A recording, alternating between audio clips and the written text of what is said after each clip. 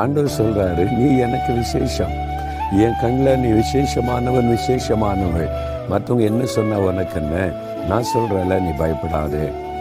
பார்த்தீங்களா, ஆண்டவங்க மேலே எவ்வளோ அன்பு வைத்து உங்களை பயப்படாத, நீ எனக்கு ரொம்ப விசேஷம்னு சொல்கிறார்ல. இதை விட என்ன பாக்கியம் வேணும்? இப்போ நீங்கள் சொல்கிறீங்களா, ஆமாம் ஆண்டவரே, நான் அதை ஏற்றுக்கொள்கிறேன், உமக்கு நான் விசேஷமானவன், விசேஷமானவள், இனி நான் பயப்பட மாட்டேன், யார் என்ன சொன்னாலும் அதை பற்றி கலங்க மாட்டேன், நீங்கள் சொல்கிறத எனக்கு முக்கியம். அப்படி சொல்கிறீங்களா?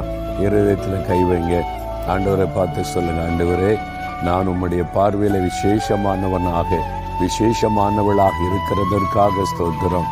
எனக்காக மரித்து நீர் உயிர்த்தெழுந்தபடியால் இனி நான் பயப்பட மாட்டேன்.